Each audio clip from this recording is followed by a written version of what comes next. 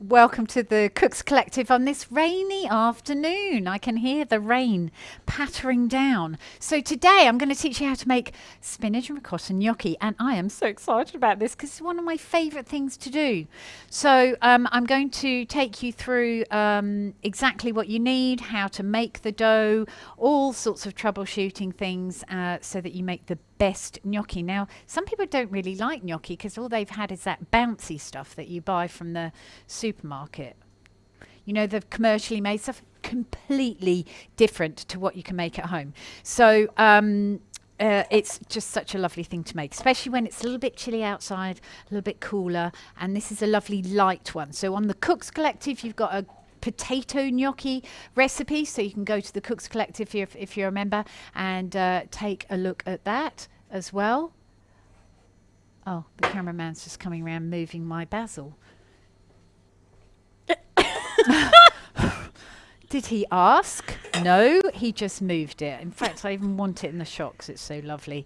So I'm not going to concentrate too much on sauces or anything for this. In fact, I'm just going to do a tomato and basil salsa to pop through this. But we're going to start by preparing the spinach. So I've got 300 grams of spinach here. I can't remember on the recipe whether I've got 300 grams or whether I have got 280, because I know in major supermarkets spinach is sold in 280 gram bags. Can anyone tell me why that is? Why don't they just put in an extra 20 grams and just sell it as... Oh, by the way, that's just how my brain thinks. By the way, we have Emma here today. Surprise! I am here, yeah. Yeah, and she's not going to be here tomorrow because it's her birthday. Oh, isn't that lovely? 25 years ago tomorrow, you were born. So Emma's here as our production team. So if you want to ask any questions, please do. She's going to tell you a quick tip. If you can't see the chat sort of area, then Emma is going to tell you very shortly how to get to it. Can you remember? Look, there's a login button, and I think then you have to log in with your Google account. And then once you've logged in with your Google account, you're all set up to chat with us. If you don't have a Google account, you will need to make a Google account. It's very easy, actually, making a Google account. But anyway, we're not here to tell people. So if you want to watch us for the rest of the week, have a look at getting yourself a Google account, and then you can join the chat. Otherwise, you can just watch us. If you really, really, really want to ask a question, you can go onto our Facebook page and message us. And Emma has got my phone as well, so she can answer any questions like that. Yes. And I think what we should do is pop up some instructions on our social media about how to make yourself a little Google account. But anyway, that's that. The cameraman's here, and you know that he's here because the cameras are on. Me. Oh, I love it. So yeah, that's us here today. So meantime, back at the spinach, it's done. So I'm going to turn this off. I've used my big pan, because my big Solid Technics pan, because it's got a lot more space in it than the small one has. And oh, I love these. So I'm going to I should have put this in here first off. So what you want to do, you mustn't have wet spinach for the gnocchi. So I'm going to pop it into there. This is called using up too many bowls. But I'm the one that's washing up as per usual, so I'm just going to allow that to just cool down slightly. I have a large pan of water boiling, and just finish off cutting up these little what are they? Grape tomatoes, I think these ones are. If you can get baby Romas. The big Roma tomatoes were something like $7 a kilo at the shop. So I went, like that. And I thought, I'm going to buy these little baby ones because they look really cute. So as this is more like a salsa rather than a sauce, I thought this would be absolutely perfect. And I think I'm right. Not often that happens. So let me know if you've got any questions as we go through. I know we've got a couple of people on the chat already. So if you've ever made gnocchi before and you had something terrible happen to you, I'm very sorry about that. But hopefully I will be able to help you, this time make it really nicely, because it is a very satisfying thing to make. So there are our tomatoes. I just put some salt, some pepper, and a little bit of the Cobram Estate extra virgin olive oil on there. We'll set those aside. I might put a little bit of basil in here quickly now, and then I'll pull off the rest of the little basil leaves and leave them whole. But if I just, oh, it smells really good. If I just pop a little bit of basil in there now, then that can be just marinating, and hopefully that oil might keep, the camera's moved. Yeah. Hopefully the oil will keep the, it's very difficult doing this job. Let me tell you, you've got to do so many different things. Hopefully the oil will keep the basil leaves nice and green as well, because when you chop up fresh herbs like this and leave them before you're using them, they can bruise really, really easily. But we'll set that aside, because I do want some basil flavour going through that. It's not a question for you. I just wanted to say thank you so much to everyone in the chat who's wishing me a happy birthday. Oh, nice. Oh, that's lovely, So isn't nice. it? Yeah, we should do a Zoom meeting. They could all sing happy birthday to you. We won't do that yet. Let's make the gnocchi, Tracy. Okay. A bit waylaid there, didn't I? Oh, I need that. Right, just got a bit excited. So let's have a look at the ricotta. This is so important, this ingredient in the gnocchi. This is Casa ricotta. You can buy it at both of the major supermarkets in the deli department. Can you see it's quite nice and dry? It comes in, and you can actually buy it in these green. No, hang on, he's coming over again. What have I done now? Oh. You can buy the Casa ricotta actually in these green sieves from the deli department. I think it's just over a kilo of ricotta, which you won't need because this is only 500 grams. But it's really nice and dry. And ricotta is a very young cheese, so it's a very soft curd cheese, and it should really only have been made a few days ago. It's that type of cheese. So it's best to get a local one. I don't really believe that we need to get it from either interstate or overseas. This is a beautiful dry ricotta. So that's the Casa one. The other good one is the Borello ricotta. It's a little bit more textured than the Casa, and probably will need draining overnight in a sieve in your fridge. All right, so it must be nice and dry. So the other thing that I'm going to pop in here, I've got, and I do need to look at my recipe because this is the recipe that you've got as well. So I've got a couple of extra large egg yolks, and I really thought I was going to put some Parmesan cheese in this, but it really is, the ricotta tastes fantastic. So spinach leaves, we've got the butter for the spinach, salt flakes, cracked black pepper, 150 grams of plain flour, and let me put that in first so that it doesn't really matter which sort of, in which order you put everything in here. That charcoal springs eggs, so fresh.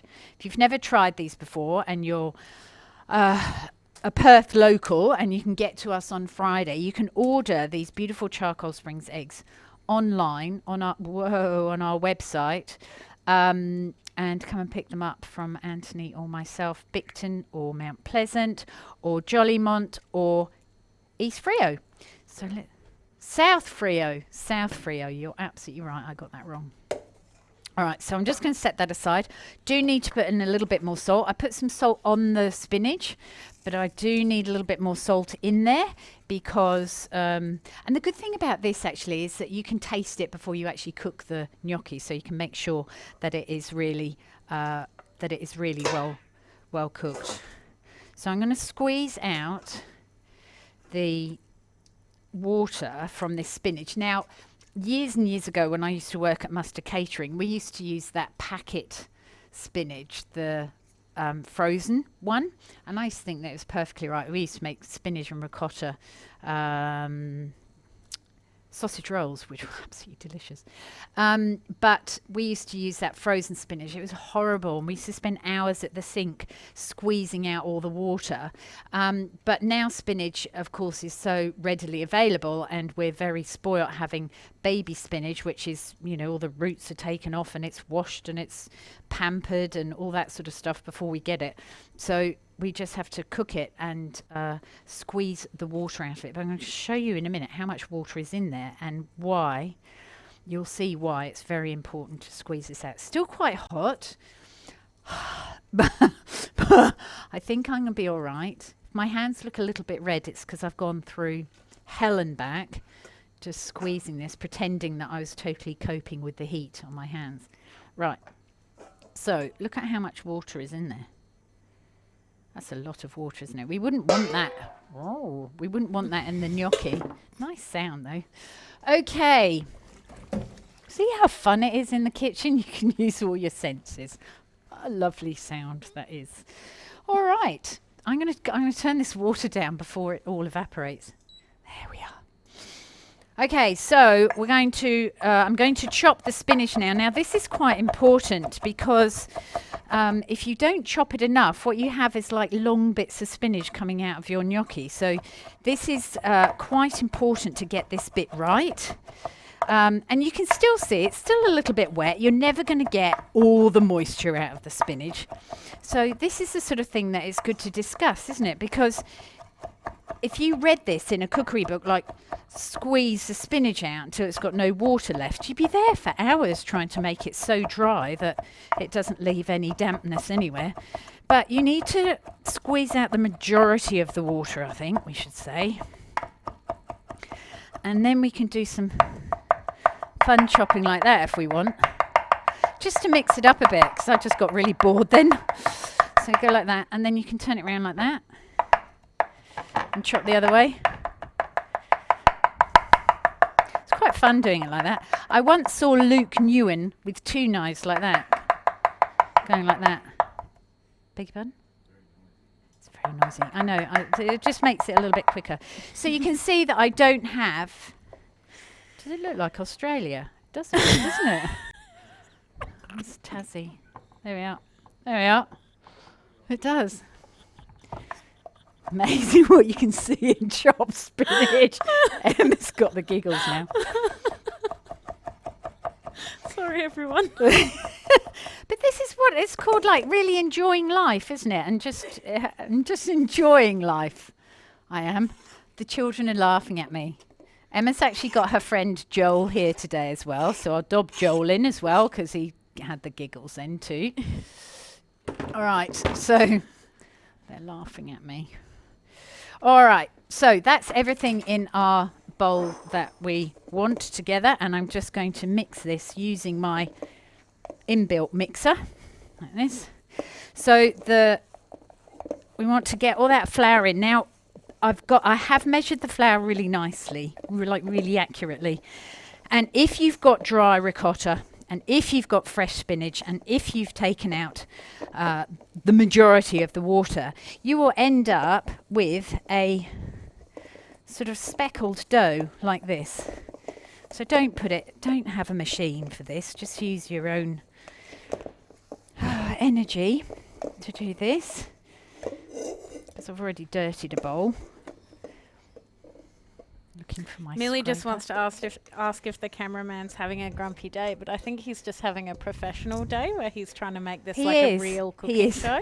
I think instead of like shouting or trying to sort of shout by whispering, because he can't shout, to tell me to move things, he is just coming over and doing it himself. Isn't he?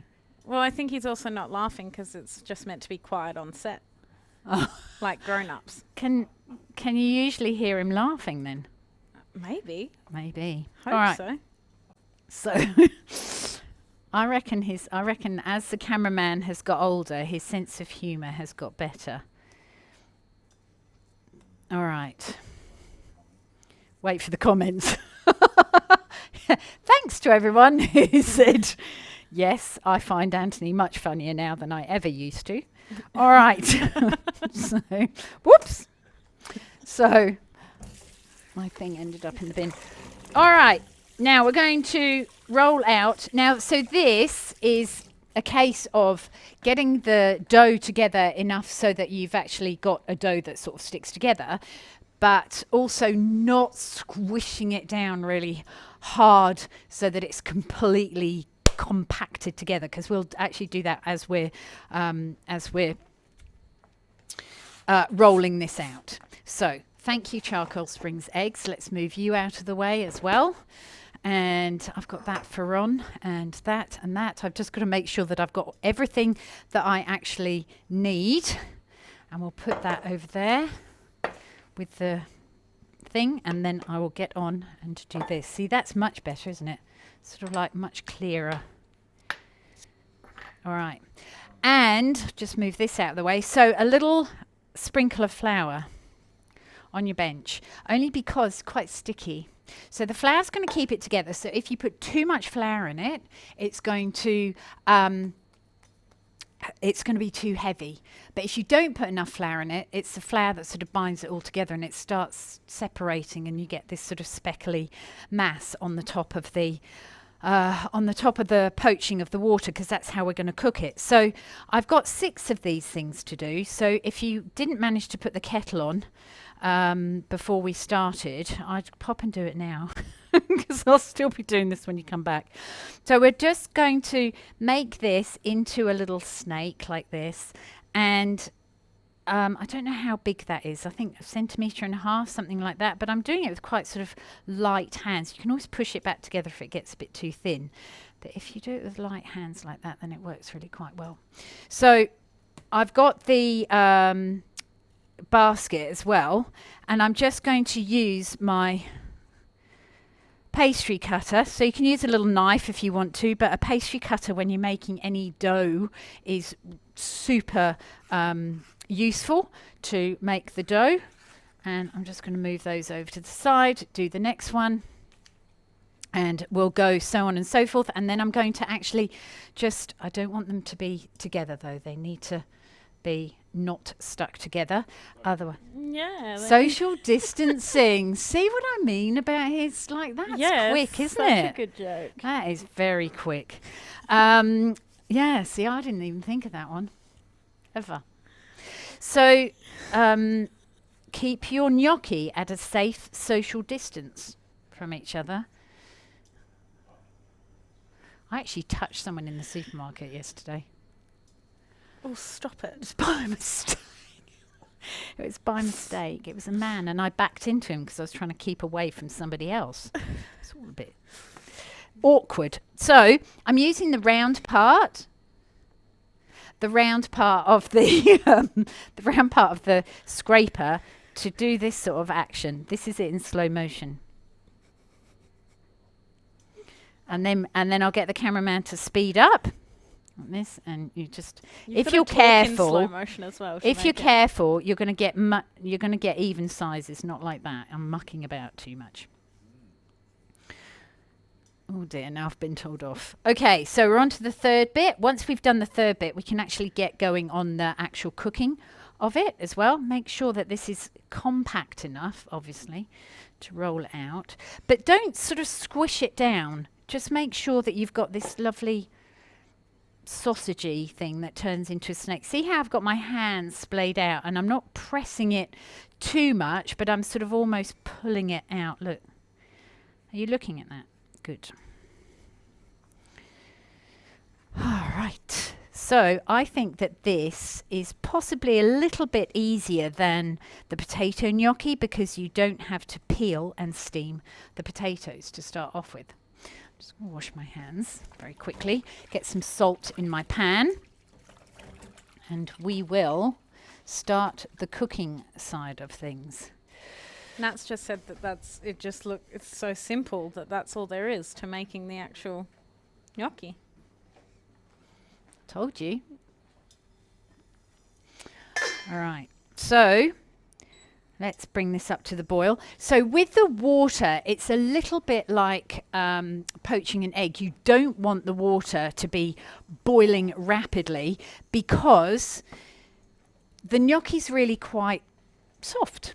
So you don't want it to be boiling ferociously, otherwise that will break up the gnocchi. So that was the gnocchi breaking That's up. such a good impression.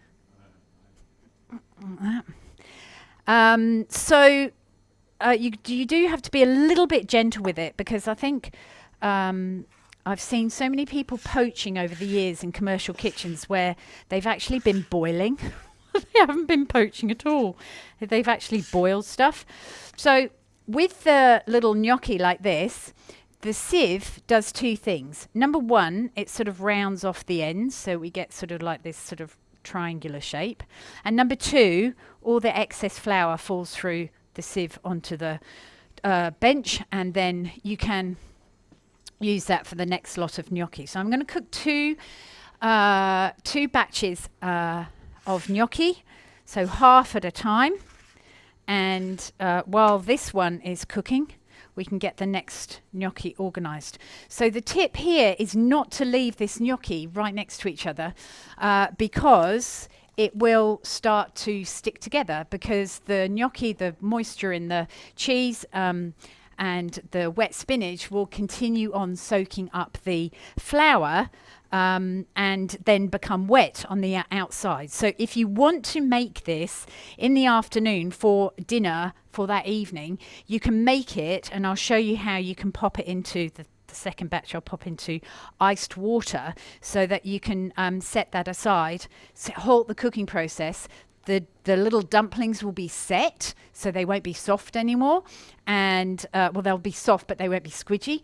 And then you can keep that in the fridge until you're ready to reheat, either by frying it in a saucepan or popping it into a sauce. Like this is fantastic with a bolognese sauce, with a beef bolognese sauce, or if you have got my very sort of classic and very useful tomato sauce recipe.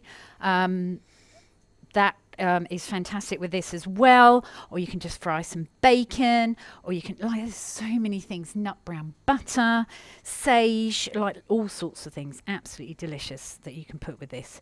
So after a while you get quite in a zone like this, and you've got no idea what the time is or what's happening around you at all, and it's wonderful. So you can just disappear off into a world of gnocchi. Right, one more to do. I'm just going to check this. I'm going to turn this up just slightly. You can see that the gnocchi's at the base of the saucepan. You just got to be a bit careful when you sort of jiggle the gnocchi, because I want it to sort of jiggle around so that there's nothing sticking. I don't want 11, that's too high. I want probably about number 9. And as that starts to heat up and simmer, the gnocchi will start to float on the top. Oh, it's a little tiny bit there floating on the top. I don't know whether you caught that on the camera. No, missed it. Yeah. No, it's sunk again anyway. Make a liar of me now. So this will, there we are, there's one starting to come up to the top. So you just want to make sure that they're not all stuck on the bottom of the saucepan in a great big lump, because that would be very disappointing. So let's do this final one. So you get better at it as you go, and you know, all of these things is just the second time you make it is so much easier than the first time. You go, oh, I get it, but I'm just trying to think of what happened to me when I very first made this, but I don't think an awful lot. I think it's just one of those things that I just did. We've got 2 questions. Yep. Tracy Wyatt would like to know, have you made this with gluten-free flour before? I would think that it would work, Tracy, because you've got the cheese that sort of sticks together. Having said that, I would Google gluten-free gnocchi, spinach and ricotta, gluten-free, and see what the general consensus is. I'm not the best person to ask about gluten-free things, because gluten we've never suffered with a gluten intolerance or celiac disease in our family, and we've been incredibly lucky that hasn't happened. So I really am not the best person to ask about that. You know, someone who is really good at gluten-free cooking is Toby Puttock. So you could perhaps Google Toby Puttock's recipe if he's got one for this. I trust Toby because he does a lot of he's basically an Italian cook, isn't he? So I'm just going to get this. So you can see the gnocchi has all come up to the top. So tell me how you go, Trace. Anyway, if you want any other information, let me know. But I think you could Google just as well as I could. But I think, yeah, Toby Puttick's pretty good. So the gnocchi is floating on the top. That looks really nice. We've got a little, you can see there's a little bit of movement. There's a few little bubbles there, not boiling ferociously, but just being, shall I move this across, Mr. Cameraman, to the middle one? Is that better? Would that be better? Okay. So 30 seconds or so, and out comes the gnocchi. So it's quite sort of, it's set now. So you can just chuck them on top of each other like that in the sieve, so in the colander. So very, very easy. So with this, as I said, I'm just going to quickly show you what you can do. Oh, I haven't, sorry. Emma, can you get me some ice from the freezer? Would that be okay? Sure can. Okay, here's a bowl. Thank you. So in goes this stuff before it sort of sticks together. So that's come back up to heat now. And we'll just allow that. So it doesn't actually take very long to cook, but it does need to be cooked for it to store. Can you see how it's not sticking together at all now? But what I want to do is just show you how to halt the cooking process. So as I said, if you want to make it in the morning for the evening, certainly cook it first, and then you can reheat it. It's very much safer than doing it. And I wouldn't be putting this, I was going to show you how to do it on one of these things, but I wouldn't actually be doing the gnocchi one so much on that. The potato one is fantastic to roll it across this ribbed ribber. What it's called. And so this is often used for pasta, and it is used for gnocchi as well. To just create some little lines, you basically get your little bit of gnocchi and just like that. And then you've got grooves on your little dumpling, which will soak up all the sauce can sit in there.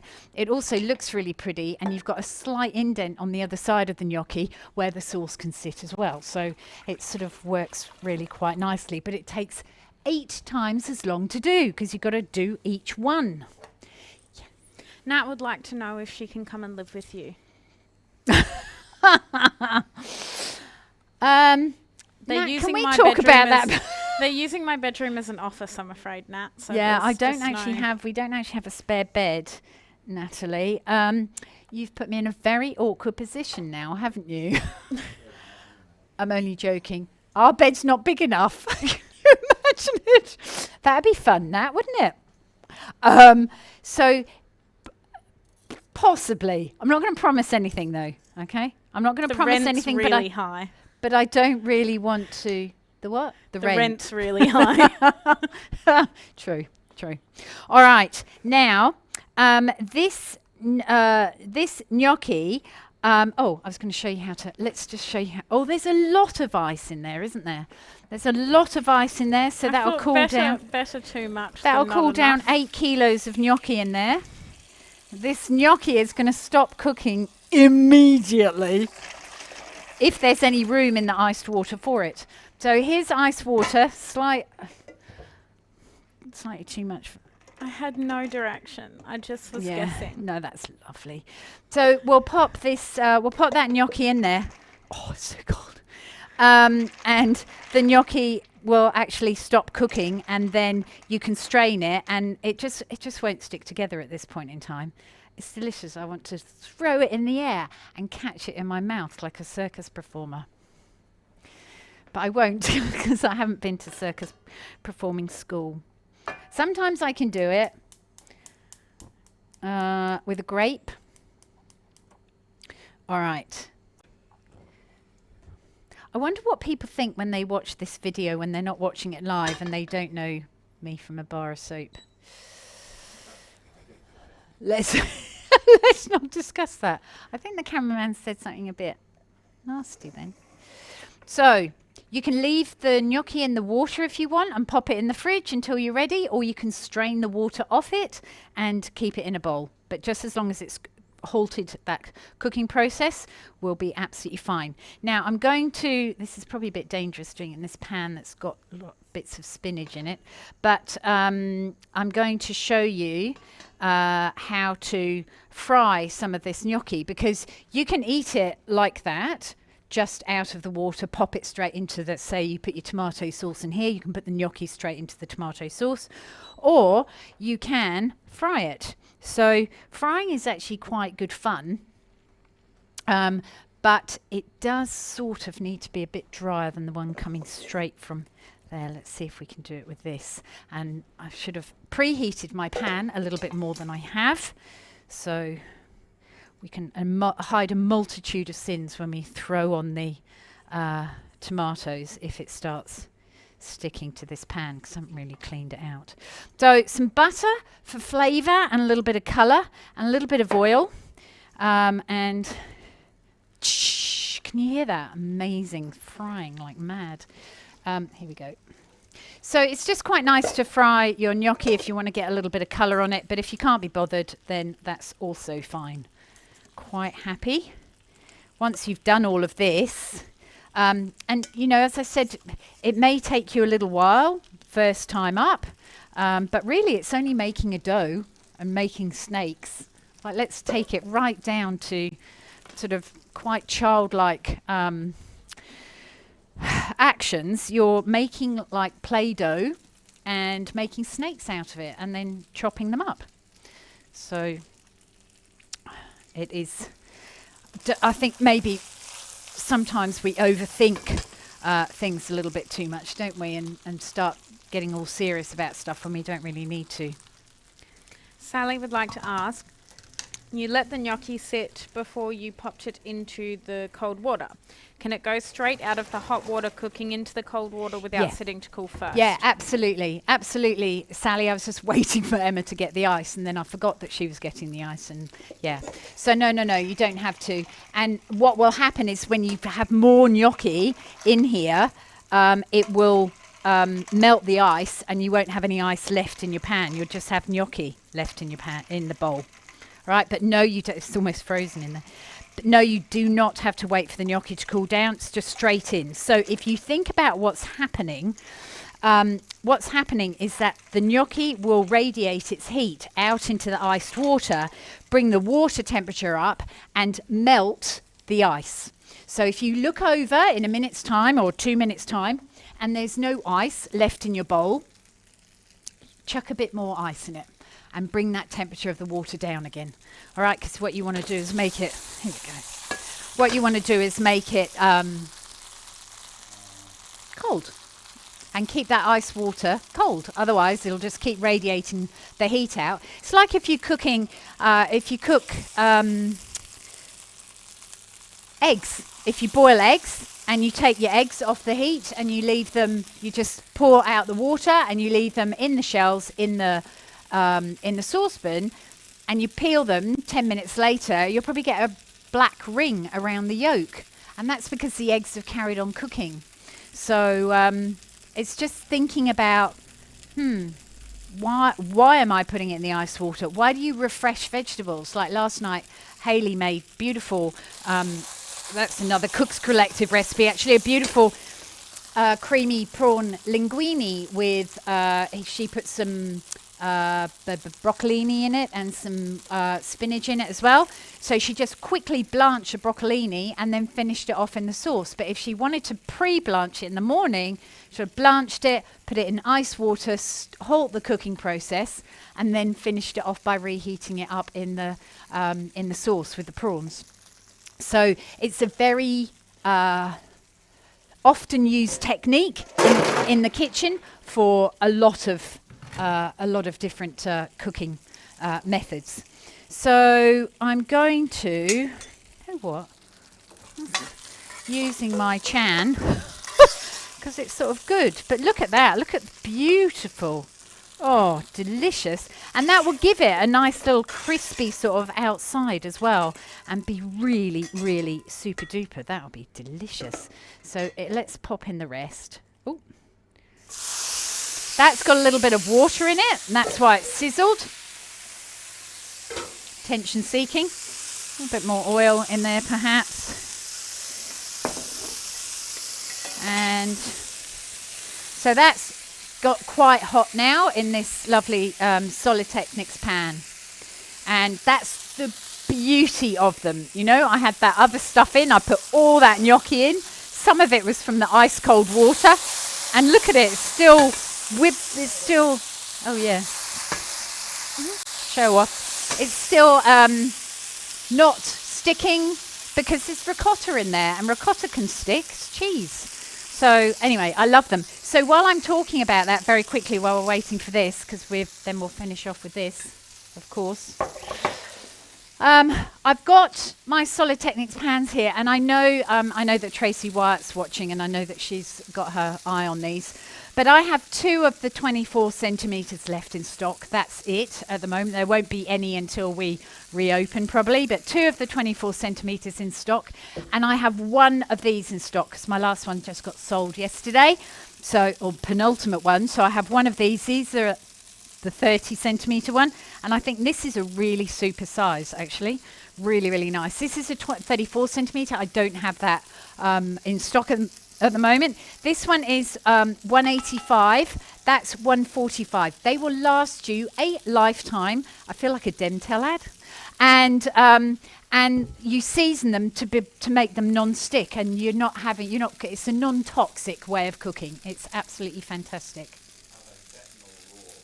Are they satin or raw? Is that Nat? I have to, they're not satin. They're not satin, I don't think. So I have to, beg your pardon, Anthony? They are satin. Satin. They're not raw, they're satin. So you do have to oil them and make them non-stick, but it's really not hard at all. I know Natalie uses her pans a lot. I don't know who else is on there that's got these pans, but so many people that I've heard have these pans, just absolutely love them to bits. So if you're a Cooks Collective member as well, just letting you know, there's a 10% discount on all of those as well. So that makes them a little bit more palatable, but you won't have to buy any more non-stick pans ever. Really can't hear what you're saying. Oh, the kids will inherit them, the cameraman's saying. Yeah, the kids will inherit them. All right. I'm actually going to serve it up in this pan. I'll just wipe my bench with the glove. So wicked, aren't I? Well, who does the washing? Me. All right. Look at that. It looks beautiful. You like it? And what we're going to do is move that. And we're just going to move this slightly round here. Like that. And we're going to pop a little bit of cheese over the top. Give that a little bit of a stir around. Oh, delicious.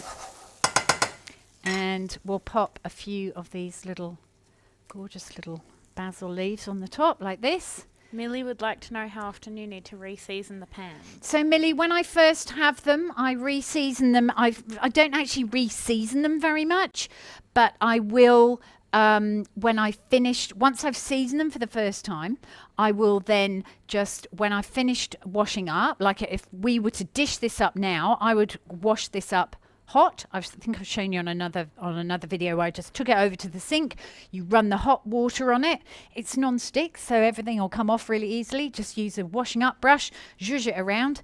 And then what I normally do is when I'm doing the washing up, once it's clean, I'll go and sit down, have something to eat. When I'm doing the washing up, I put the pan on the stove and I'll just literally give it either olive oil or really rice bran oil. Don't waste your good olive oil on it. Rice bran oil on a piece of absorbent paper. Just wipe it round, leave it on there for 5 minutes, wipe it off. So you just get this lovely patina and job done. And if you do that every time, eventually, like I think since I've been using the pans here a lot without all the general public being in here, the pans have got this lovely patina because the girls aren't washing up using dishwashing liquid or anything like that. I'm doing all the washing up here, and it's just making my pans beautifully non-stick. So they are very, very easy to look after, and the seasoning side of things is not hard. Is not hard at all. So I just think it's so worth it for the to have this pan in your life. So there we go. This is my beautiful gnocchi. Can't wait to eat that. Look at that golden. I won't eat it because otherwise I won't be able to talk. So I hope you girls have a go at this. I hope you enjoy this. And for anyone else who is watching on catch up, when you finally get around to watching this, I hope you give this a go. Try it without fryings first, if you want to, just with tomato sauce or with bolognese. Otherwise, blue cheese in this would be absolutely delicious with a bit of cream. That's really cheesy, isn't it? That's really dairy. That dish would then be very good for your bones and teeth and nails, of course. So don't eat that every night of the week, though. Tomorrow, Emma is not here, so it'll be the cameraman who is going to field the comments and the I want to put a bit more cheese on. Comments and the questions. So I'm sure we will manage fine without Emma. No, it'll be really hard without Emma, but we'll do it. And tomorrow I'm going to be doing... tomorrow, actually, if you've got friends who haven't watched the Kitchen Connect show, then get them to go onto Matters of Taste website and register for tomorrow. I'm doing fried chicken, but it is free. So we thought we'd give one out to everybody for Mother's Day, because Mother's Day is coming up on Sunday, just in case you didn't know. And so I'm going to teach you how to do that beautiful fried chicken, so you don't need to go to a takeaway shop to get it. It's so much nicer. And I'll teach you a few deep frying techniques. So it's naughty, but it's fun and it's nice. I'm going to be making some fresh brioche buns that the recipe is on the Cooks Collective already. Then on Thursday, we've got Emma's vegan carrot cake as well, which is going to be absolutely delicious. So you're going to learn how to make a cake without eggs, but making special vegan eggs. So I'll teach you how to do that. So it's great fun. It's very interesting looking at how to make a cake without dairy and without eggs. So there you go. Today's show is coming to a close. Thank you so much for being with me today. Sorry to all of you guys out there who weren't able to get on the chat. But if you do need some assistance with that, we'll put something up on social media so that you can go and get yourself a Google account, and then you can chat to your heart's content with us throughout the shows. So we've got lots coming up, and we hope to see you back here tomorrow at 3 o'clock for the fried chicken burgers, honey.